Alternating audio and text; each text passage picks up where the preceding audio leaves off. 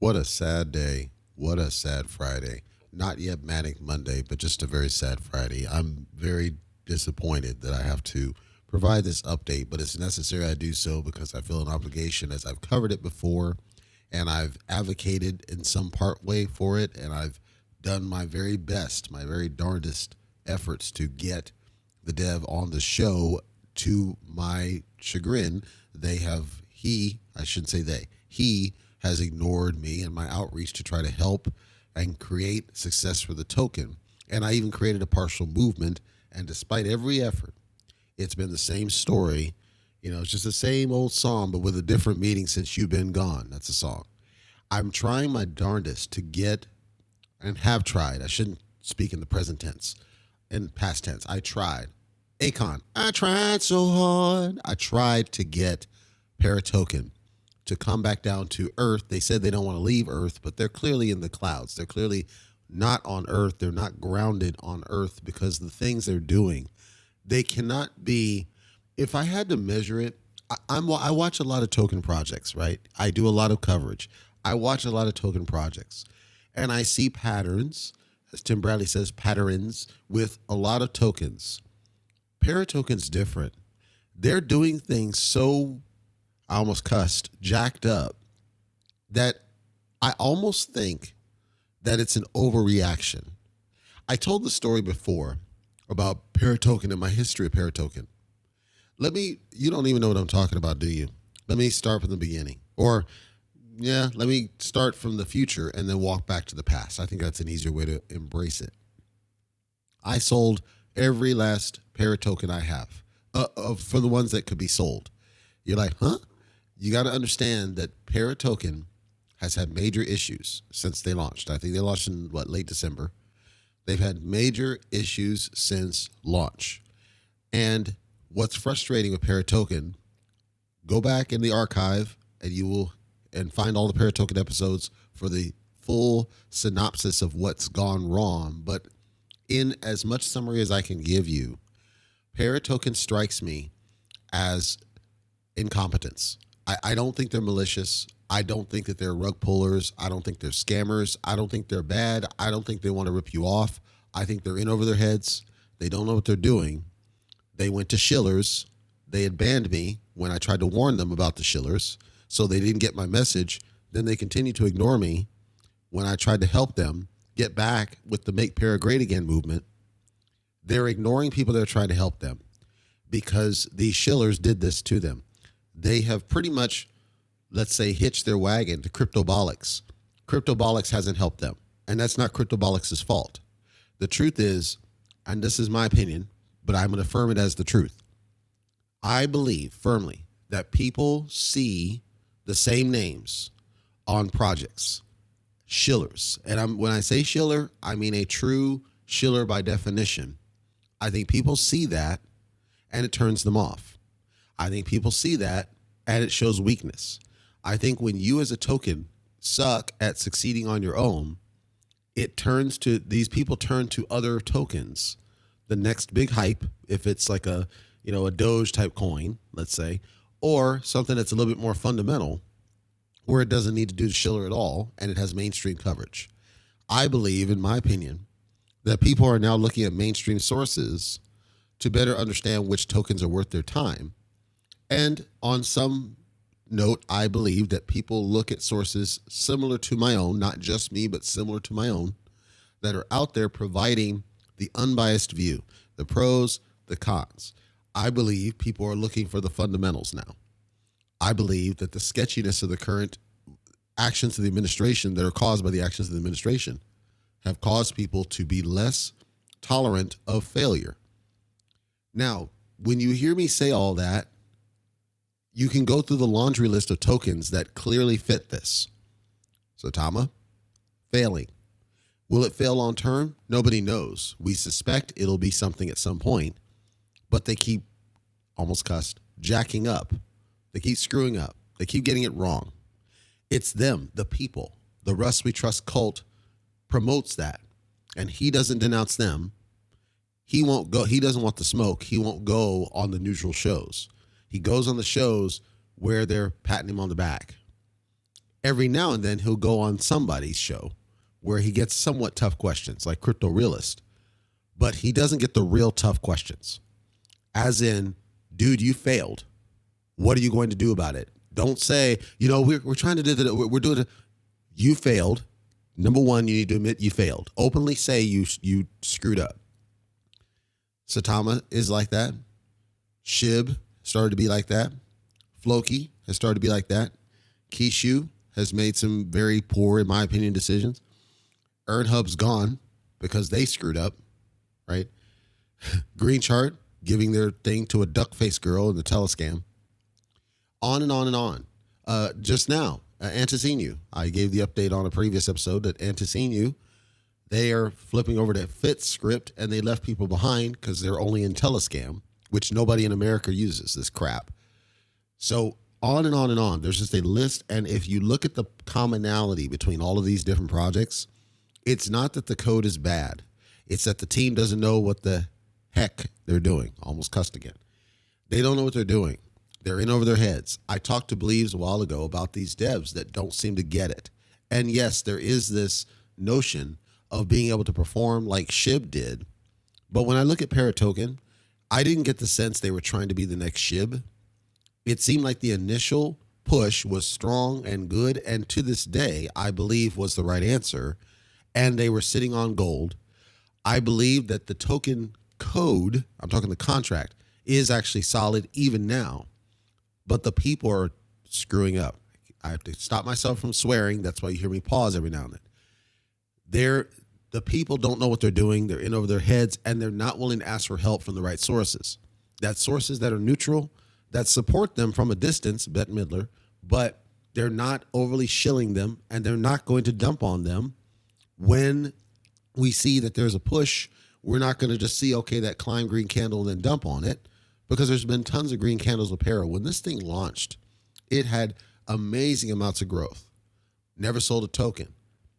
All of a sudden, 2 months out, or actually 1 month out, they announced that they need to do a new contract because of issues that they've identified, and they need to do a V2. You've heard me say, if you've listened to the podcast at cryptotalkradio.net for any extended period of time, that I am against migrations. I feel they're disruptive. I feel that you are turning people off, and anytime now that we see these tokens do a migration, they're never the same. Every single one that's needed to do a migration is never able to generate the same success as fresh out the gate. So I would like to see that instead of doing the migration, we make smarter decisions to prevent the need to do it. In Para's case, they had renounced ownership and basically locked everything out, which precluded them from making the necessary changes. And they did this because they're reacting to the current narrative that's been out there that we basically don't trust any token, so you should just renounce immediately and lock liquidity immediately because there's so many scams. The truth is, as you've likely heard me say, it's all about trust of the dev team to perform the way they told you. That's all they really had to do. The renounce and all that, I called out, go back in the archives with my initial coverage, that I felt that they were renouncing too soon. I felt they're locking stuff down too soon. It was going to bite them in the ass. I'll say that one, sorry. And that's exactly what happened. So now they got to do a V2 because it's the only way they can make the changes they need to do. With the V2, they do an airdrop. Their information is garbage that they communicate to people, which causes people to panic and improperly send tokens and are getting lost when really nobody needed to do anything because of the airdrop. But they suck at communicating that you didn't need to do anything. And as a result, people are getting mixed messages and they're confused. People get the tokens dropped. We're off to the races now. Some people aren't getting the right number of tokens. It's because they didn't account for the reflections. When Dior token did its migration, the first time, this is the version 3, the first version 3, they recognized, okay, we got an issue with some bots and some other stuff. We're going to need to do another soft migration to a 3.1. And in the 3.1, they identified that reflections had been an issue and they fixed it, and then they were going forward. Dior's had some challenges since because, again, I believe that when you have migrations, people's sentiment starts to wane. They lose trust. It's sometimes you have to do it because of like the bots or whatnot. In Para's case, they didn't need to migrate off this contract that first time. They didn't need to do it. They chose to do it because there were some issues in the contract. They wanted to improve the contract. I got it. So when we're going steady state, then all of a sudden they announced they're going to do another migration again. And again, it's to resolve some issues in the contract. Now, in the middle of all this, I had said that their focus and their incessant push towards NFTs is going to also turn off investors, because I still firmly believe that any token project that I'm talking excessively, we're not saying don't do NFTs. I'm saying that when you excessively shove it in people's faces, I believe it turns a lot of people off, because we're seeing a lot more mainstream awareness of cryptocurrency. And to have a bunch of garbage cartoony figures all over people's site is not going to engender trust of the mainstream. And guess what? The mainstream is where the real money is. I think that turns people off. So I said, don't put this up front. It should not be your main promotional signal. If you look at Paris' site right now, that's where they're focusing, is this dog and all this nonsense that I think has turned people off. They were never able to get past the initial 3,000 or 4,000 holders that they had in that contract. So now they're doing another migration. They wanted to wait for the tech rate audit. That's fine. I still said that there was nothing wrong with the contract code.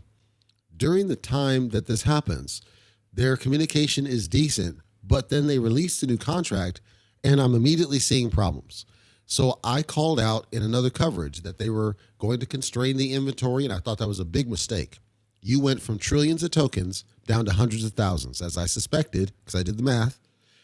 That has a psychological effect. It has situational effect on people because they're expecting trillions and trillions and billions or whatever. And so now when you're watching this token just drop, I think that also harms sentiment of people. Then it's the final straw. I notice in the contract and in the wallet and everything else, reflections are not there. I call it the Floki mistake, because we are seeing now many tokens where they are launched with something. You got to understand, I'm a very big advocate for making sure that you tell the truth and you maintain that truth and deal with the fallout later. If you launch with a certain sum benefit, right, that benefit had better stay there from cradle to grave. If you take away benefits, I'm going to run you through the fire because I believe that's crap. They launched with a reflection mechanic. At the time, I'm pretty sure it was 2%. In the second version of the contract, they dropped it to 1%, ostensibly for support on exchanges, because there are many tokens that have reflections and they're supported on exchanges. This third one, they never told anybody they were getting rid of the reflections. I guarantee you that if they had the balls to get on the show, they would say, well, we told them Telescam deep. And you would have heard me say, if you listened to my show for an extended period, that Telescam is not the best conduit for this communication because it is not exposed to search engines. There's nowhere on the site that told people we're getting rid of reflections. It's not in their medium that they're getting rid of reflections. I didn't see in Discord, but Discord is also not search engine exposed. I saw nothing on Twitter that said they were getting rid of reflections. It makes sense they're getting rid of reflections because the inventory is so darn low now. However, to me, that's a bait and switch. And that's something I will not abide by because you didn't tell people you were going to do that so that they could have sold their para before you made that move and try to restore at least some of the lost value. I lost a lot of value in para over time. I stuck with it because I believed in the code, the project, the token. However, I recognized early on, pretty much right after that first relaunch, this team doesn't know what it's doing, and they don't want the smoke. They don't want it. They don't want any help. They were burned by shillers. They blocked me, which I could have helped them, and now they're not willing to come back and give me my credit to say, you know what, he tried to help us. One of our triggered admins blocked him, and he shouldn't have because he tried to warn us. Because numerous people in the room remembered me and said, weren't you here before? And you said this, and I said no. I said I'm not buying any more while you were chasing shillers, and then they banned me. But they remembered me. So the message resonated at the time. But it was the Chicken Little syndrome. Nobody wanted to listen when I'm trying to help them. And now they've relaunched the token with a constrained inventory. They don't have the holders to support any sort of growth. Their marketing strategy sucks because they're pitching childish stuff that nobody's going to care about in the mainstream. And then they get rid of reflections. There's no longer a value to this token to the regular outside of the bubble investor. Now, I say that, and the code is still clean, right? The code's still clean. Again, don't think that they are malicious. I don't think that they're scammers. I don't think they're rug pullers. I don't think that they're trying to take from people. I think they don't know what the heck, almost cussed again, that they're doing. I don't think they should be in charge of the project. It's just like Satama. Sometimes these devs that get in are way over their heads and they're not able to make gold happen like they should. And it's sad. And so I did sell, even though that took a loss. I did take a pretty decent loss. I did it because if you heard me before on the Seifu episodes, I said, I will never support enriching incompetence. If you're a blistering idiot, and that's how I have to treat the lead in front of this, at this point, I can't come with any other conclusion because I've already eliminated everything else. Go back to Mr. Spock. Once you eliminated all of the possibilities, whatever's left must be the truth. I know it's not a rug pull because they had at least 20 opportunities to take your money. If they were going to rug pull, they'd have done it by now. So I know it's not that. I know it's not that they're malicious because they communicate. They do talk to people, and they're with the exception of the triggered admins, the vast majority of them communicate and are working with people and trying to help people and da-da-da. So I know it's not that. For the most part, they update their website. I don't like what they put on there, but they keep their website up to date. The white paper was crap, but the white paper seems like that's a challenge for a lot of these tokens. I'm going to hold it against them because everything else is clean, so there's no excuse. But it's not like they did it on purpose, I guess I should say. They appear to have been doing a lot of outreach overseas. I don't know if that took into consideration a wartime scenario, frankly.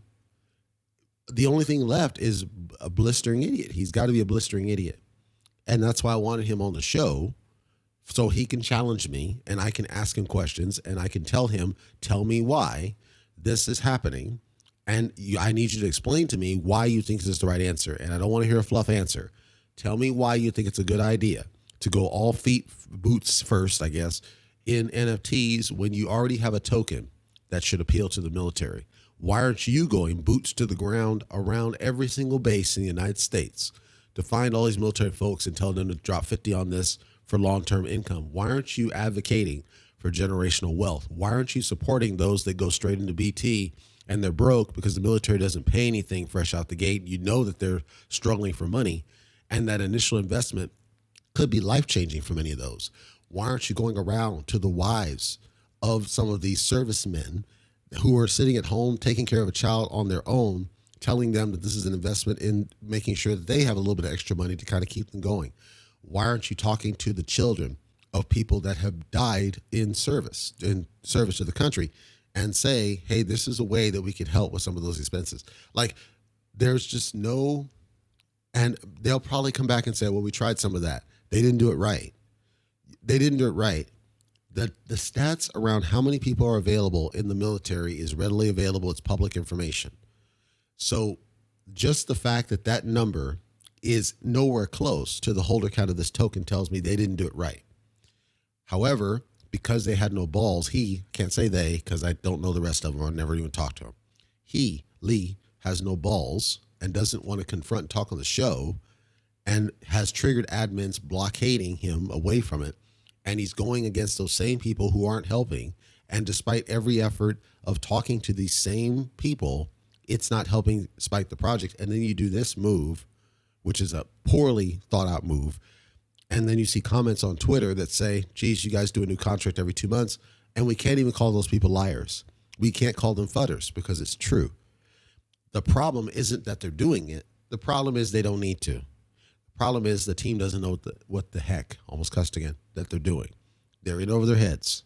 And it's frustrating. And I said before, like with Seifu, and I got to be consistent on it, I will never give my money to blistering idiots. Incompetence, I will never support it. If I give you my money and I see you're incompetent, I'm supporting your incompetence. I'm advocating for you to be incompetent. I know some will invest in projects just for the money and they don't care as much as I do. That's fine. But think about it like this. The more that we invest in incompetence, the more projects come out that are incompetent. The incompetent projects are the ones more likely to rug pull you, more likely to scam you, because they already know they don't know what the heck they're doing. And so they're more likely to just steal from you because they're in over their heads. That's why I don't support incompetence. I support where you're trying as hard as you can, and that means you are reaching out for help when you are in over your head and it's clear. And you have supporters that are fair supporters. They're not shilling you in your telescam, and then you hire them, which a lot of tokens do. You see people that are giving unbiased coverage on both sides of the fence, and you should be reaching out to those people to say, this is the feedback we need. We need to hear the goods and the bads.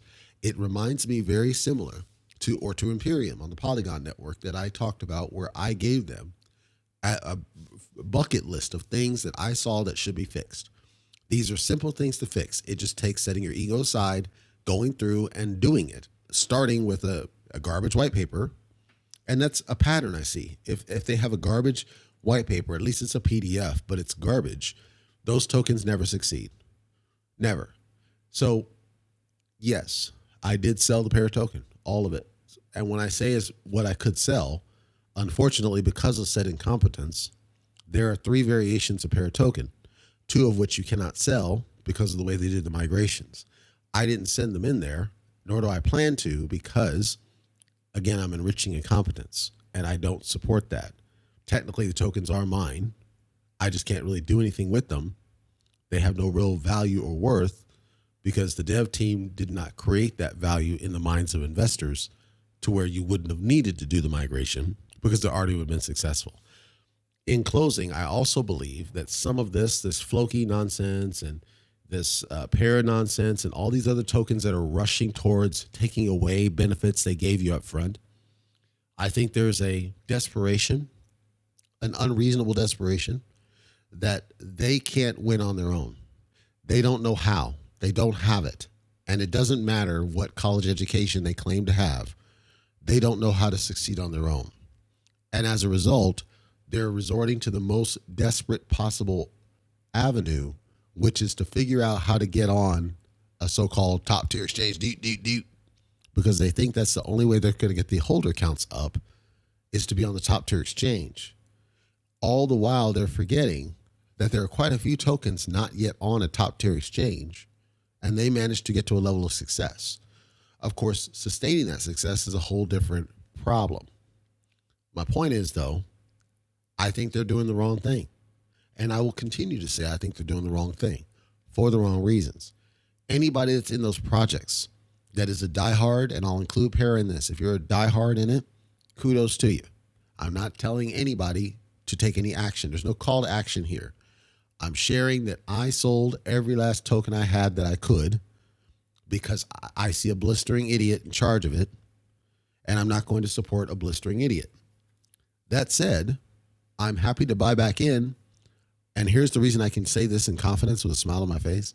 I'm happy to buy back in if he grows a pair, comes on the show, shows me he wants to smoke, and takes it on the chin. Because I'll tell you, if he ever comes on the show, he's not going to leave the show smiling. I will be as respectful and polite as I have been on this that you've heard.